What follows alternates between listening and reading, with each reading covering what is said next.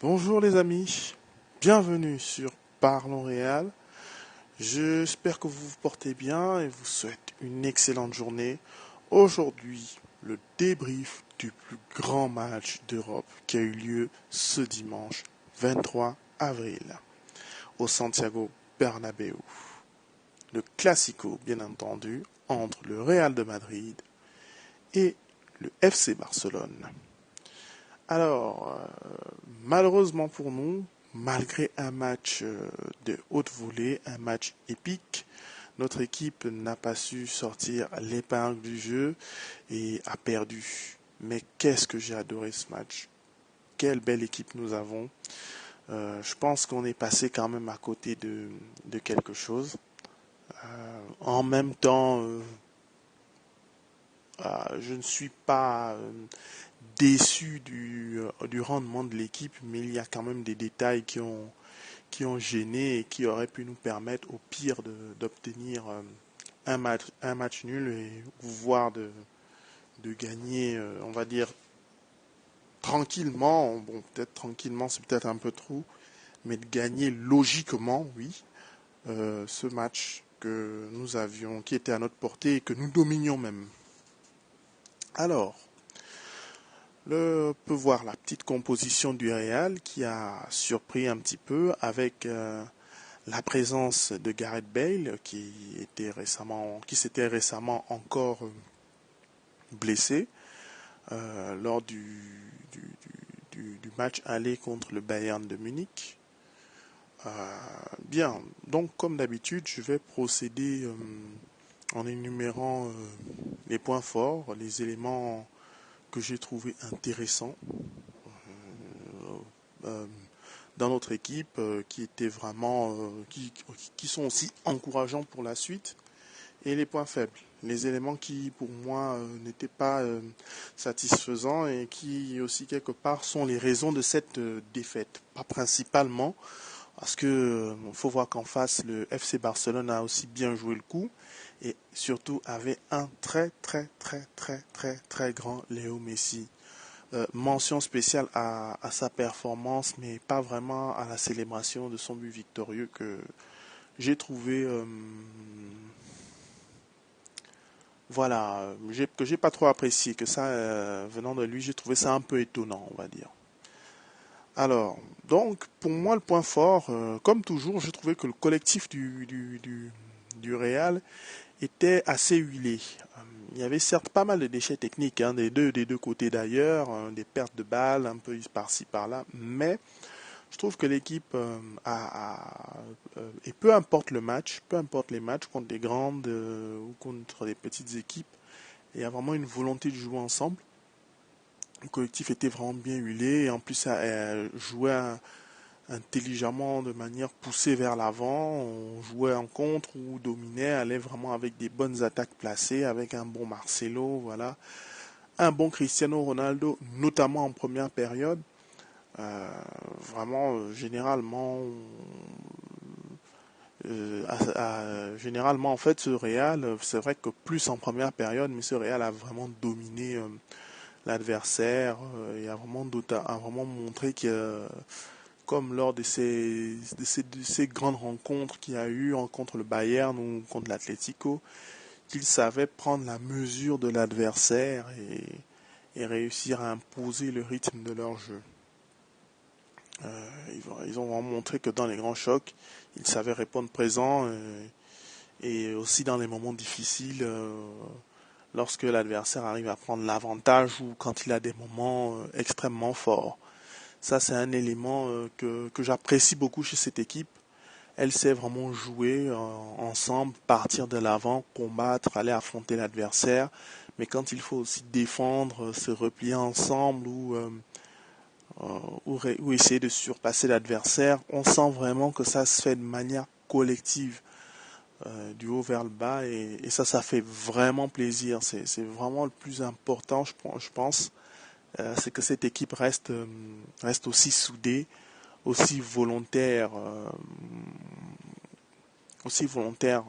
dans le jeu collectif et dans cette volonté de gagner. L'autre élément positif, il est un petit peu plus restreint en fait. Là, je viens de parler du collectif, mais pour moi, c'est plus la prestation de certains joueurs qui est vraiment à noter et qui a vraiment été un véritable plus pour ce Real de Madrid, qui en fait, de par leur performance, aurait dû nous permettre de gagner ou de tirer un match nul. C'est vraiment, je pense que si tous les joueurs avaient réussi à se hisser ou avaient donné satisfaction à leur performance, on aurait pu espérer autre chose. Alors pour moi, il s'agit de Marco Asensio qui a fait une entrée fulgurante, qui a remplacé Gareth Bale qui est prématurément sorti. Donc déjà, je le disais plus tôt, sa présence était étonnante et il s'est blessé en cours de première mi-temps, si je ne me trompe pas. Et Marco Asensio est venu le pas lever et s'est montré très bon, a fait ce qu'il fallait. Euh, il a donné vraiment des ballons décisifs et a essayé de très bonnes choses. Euh, c'est quelqu'un qu'il faut bien encadrer, tout comme les Lucas Vasquez et compagnie, quoi. Nos jeunes sont vraiment des jeunes talentueux, ambitieux qu'il faut encadrer et leur montrer une véritable confiance. Je trouve que Asensio a vraiment été très bon. C'est vraiment, c'est l'un des gros coups de Zidane cette saison. Le petit jeune qui revient, voilà, on le connaissait, mais bon, on n'attendait pas trop. J'attendais pas autant de lui. À chaque fois qu'il rentre, 80-85% du temps, il apporte satisfaction. Alors Keylor Navas qui était quelque peu décrié ces derniers temps, j'ai d'ailleurs fait une vidéo sur ses performances et sur son possible avenir cette saison, où on va dire, globalement, je prenais sa part. Pour moi, je pense qu'il faut lui laisser sa chance, hein. Tous les joueurs ou tous les gardiens, tous les joueurs de champ ou tous les gardiens ont des périodes de moins bien. Et c'est vrai que cette saison, il est un peu moins bien. Mais c'est pas qu'à cause de lui, c'est vrai. Notre défense aussi, on la connaît, hein, très forte dans l'irrégularité, caractéristique d'elle. Euh, il a vraiment sorti des arrêts incroyables. On me dira, oui, faire des arrêts, ça fait partie de son boulot. Mais vraiment, il a sorti des arrêts contre Alcacer, contre Piqué, contre Suarez. Il a été présent, il a sorti l'arrêt, quoi. Il n'était pas loin de sortir une prestation neueresque. On va dire que si Neuer il avait eu 20 sur 20, Navas, je pense que sa prestation, elle est dans les 17 sur 20, quoi. Elle était vraiment très bonne. Il a fallu un Messi hors du commun pour pouvoir réussir à en venir à bout. Voilà, je pense qu'il faut saluer ça. On attendait ça de lui. Il a répondu, il l'a fait. Il a donné satisfaction.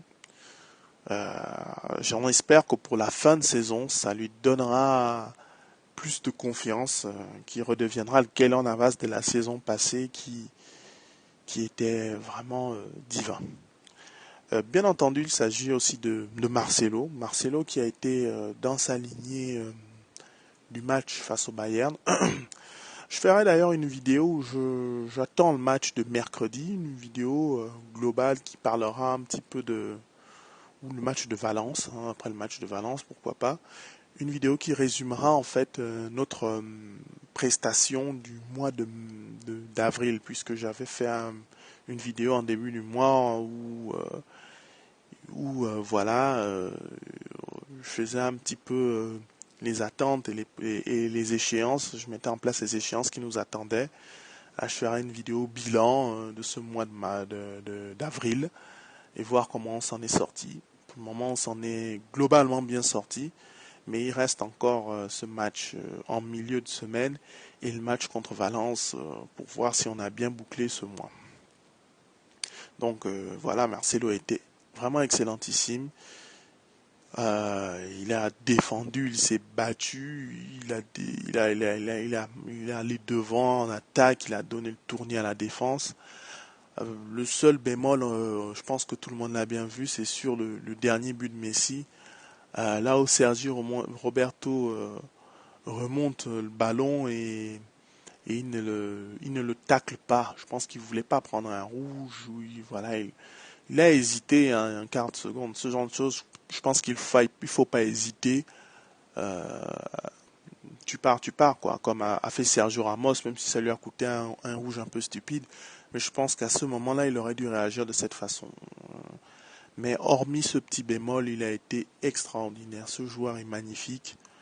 On parle beaucoup des buts de Ronaldo, voilà, mais Marcelo, quel joueur. Il est magique.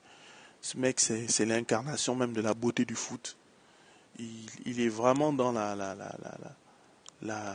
dimension brésilienne dans son toucher de balle, dans sa façon de bouger, dans ce qu'il apporte. Il est extraordinaire. Alors, voilà, c'était un petit peu ça, hein. Il a su. C'est des joueurs qui ont permis à l'équipe de se créer de nombreuses occasions que l'équipe n'a malheureusement pas su saisir ou bien encore de retarder l'échéance en ce qui concerne Keylor Navas. Bon, maintenant, en ce qui concerne les points faibles, évidemment, il y en a. Il y en a eu pas mal. Je vais essayer de faire un peu court parce que j'ai pas envie de faire aussi une vidéo bateau. Je trouve que le premier problème qui s'est posé, c'était déjà même au début du match. C'était déjà le 11 de départ. Évidemment, mettre Gareth Bale titulaire pour moi, voilà quoi. Alors qu'il revient de blessure et il semblait déjà avant de cette blessure contre le Bayern, on sentait que Gareth Bale avait du mal à récupérer de cette blessure, de la grosse blessure qu'il avait eue avant. On ne le sentait plus aussi explosif. Je pense qu'il n'avait toujours pas bien récupéré, mais qu'il est venu pour essayer, alors qu'il aurait peut-être dû complètement attendre, je ne sais pas. Mais le maître là, en plus il revient d'une blessure qui n'a peut-être pas bien guéri. Non, moi j'ai dit non, et ça s'est confirmé. Bale n'a rien apporté. Euh, il, est- il- il était de trop sur le terrain et en plus il a eu vraiment une excellente occasion devant les buts en profondeur et on a senti que ce n'était pas le Gareth Bale voilà quoi, c'était pas Gareth Bale qu'on connaît. Il aurait mis dedans quoi. Je crois qu'il aurait amorti le ballon, il l'aurait mis sans problème ou il aurait lobé. Il est venu, il a fait n'importe quoi, tout ça parce qu'il n'arrive pas à donner l'impulsion dans son jeu. Je pense pas qu'il ait même fait un véritable sprint comme on le connaît, qui est caractéristique de son style de jeu. Alors que le Barça est une équipe qui laisse les espaces, c'est justement pour ça qu'il est généralement dangereux pour cette équipe. Parce qu'on sait qu'il y aura toujours un moment où il aura son espace, où il va percuter et donner les ballons ou essayer d'aller marquer. Là, il était complètement arrêté, il prenait les mauvaises décisions, il frappait mal, il passait pas bien. Non, non, c'était très mauvais. Je crois que ça doit être la plus grosse erreur tactique de Zinedine Zidane depuis qu'il est arrivé au Real, notamment dans les gros chocs. Ça, non, c'est et en plus ça nous a gâché un remplacement quand on sait qu'on a fini à 10, le match à 10, hein, de manière plus ou moins justifiée. Mais là n'est pas la question. On a fini à 10, c'était pas totalement fortuit non plus. Mais voilà, avoir mis si on n'avait pas mis Gareth Bale, on aurait eu quand même un remplacement en plus pour peut-être mieux réaménager l'équipe. Je sais pas, je suis pas devin, mais en gros c'était une mauvaise idée. Là c'est vraiment un gros carton rouge pour Zidane sur ce point-là. L'autre aspect c'est le manque de réalisme. Je trouve que notre équipe, notamment dans ces derniers matchs, arrive à bien gérer les matchs, arrive à bien jouer, bien dominer l'adversaire, et bien amorcer aussi les phases de contre, à sortir un très beau jeu. On a vu une séquence où voilà, Toni Kroos avait renversé le jeu, l'a donné à Carvajal, où Benzema a fait cette tête. C'est incroyable de manquer ça. Excusez-moi, c'est incroyable de manquer ça. Et je trouve que ce manque de réalisme nous a déjà compliqué la tâche contre le Bayern de Munich. On a complètement dominé le Bayern de Munich au match aller. Et même au retour, sur pas mal de phases, il y a des périodes où on a vraiment dominé cette équipe. Mais il y a toujours cet aspect où on gaspille, où on vendange les actions, quoi. C'est incroyable. Contre le Bayern, voilà, ça nous a coûté des prolongations insoutenables et des buts controversés, quoi. Voilà, c'est une victoire controversée, alors qu'on aurait pu éviter, depuis le match aller, où on aurait pu gagner 5 voire 6-1.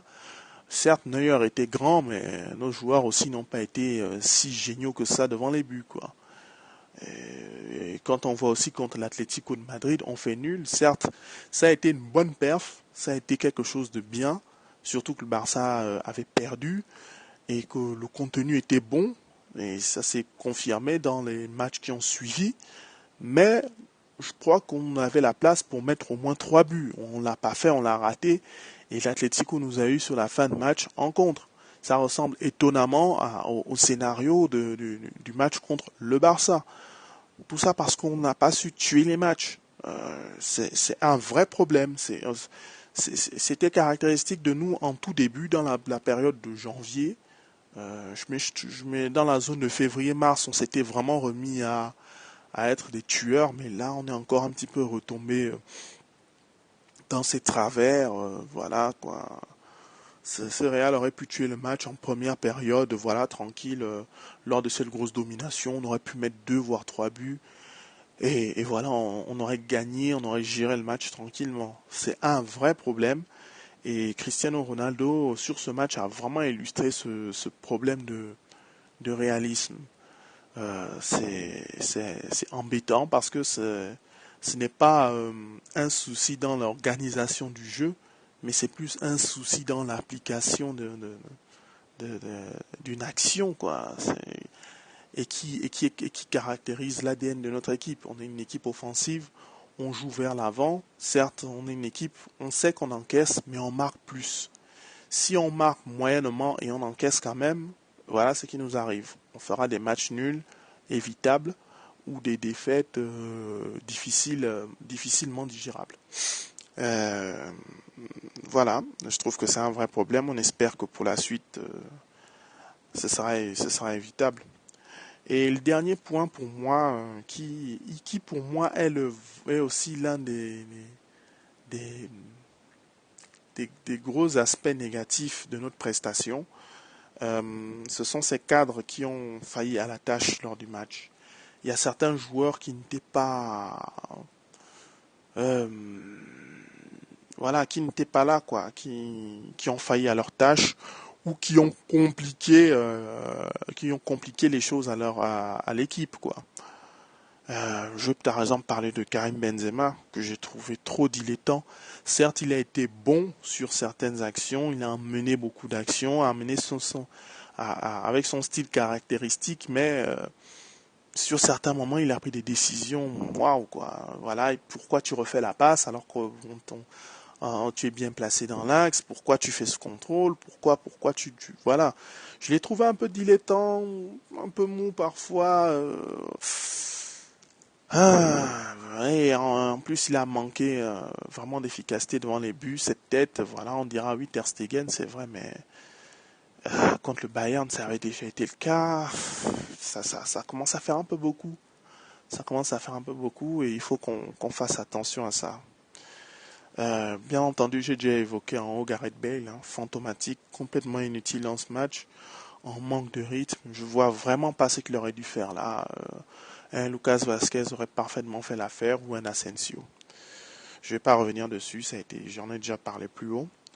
Euh, Casemiro qui a fait quand même le taf, mais bon, lui, on va à la fois pas trop l'en vouloir parce que il s'est fait vraiment, il a été martyrisé par un Lionel Messi vraiment divin, qui vraiment était d'un grand soir. Il avait à cœur de marquer enfin. Ça faisait un moment qu'il n'avait pas marqué dans un classico et qui s'était montré bon.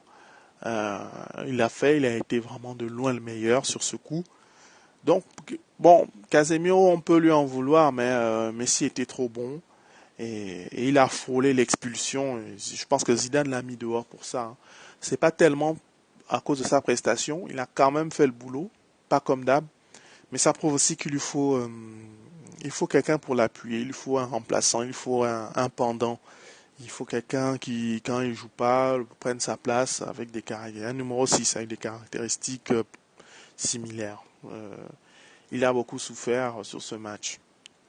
Et en parlant d'expulsion, Sergio Ramos qui écope d'un carton rouge évitable, euh, alors qu'il sortait d'un bon match.